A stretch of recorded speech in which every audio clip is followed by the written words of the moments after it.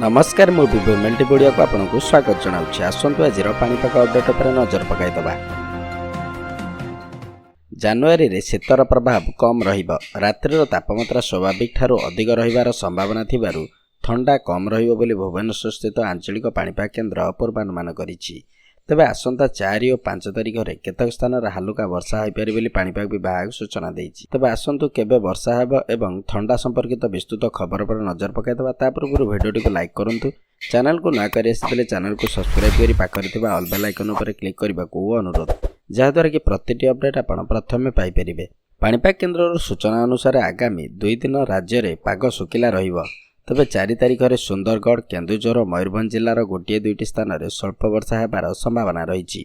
सेपरी 5 तारिख में बरगढ़, झारसुगुड़ा, सुंदरगढ़, संबलपुर, देवगढ़, केन्दुझर और मयूरभंज जिले में गोटे 2टी स्थान में हालुका वर्षा होबार संभावना रही। तेबे राज्यर बाकी जिले में पाग सुखिला रहे बोली भुवनेश्वर स्थित आंचलिक पाणीपाग केन्द्र सूचना देइछि। 6 और 7 तारिख सारा राज्य में पाग सुखिला रहिबो। सेपटे कुहुड़ी नहीं भुवनेश्वर स्थित आंचलिक पाणीपाग केन्द्र सतर्क सूचना जारी करिछि। 2 तारिख में कलाहांडी, कंधमाल, रायगड़ा, सोनपुर, कोरापुट, बलांगीर, बौद्ध, अनुगुल, देवगढ़, सुंदरगढ़, कटक और जगतसिंहपुर जिले में गोटे 2टी स्थान में घन कुहुड़ी होबार संभावना रही। से 3 तारिख में बालेश्वर, भद्रक, जाजपुर, केन्द्रापड़ा, कटक, जगतसिंहपुर, पुरी, खोर्धा, नयागढ़, गंजाम, गजपति, सुंदरगढ़, केन्दुझर, मयूरभंज, अनुगुल, ढेंकानाल, कंधमाल घन कुहुड़ी होबार संभावना रही।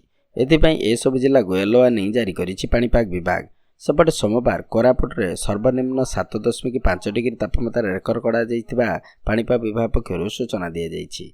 नमस्कार, आजिर पाणीपाग अपडेट को आम एठी समाप्त करूछु। तबे आपण केउ जिल्लार भिडियोटी को देखुचंती एवं आपणक अंचलर पाणीपाग अपडेट कौन रही आमको कमेंट करी जणाइबाकू अनुरोध।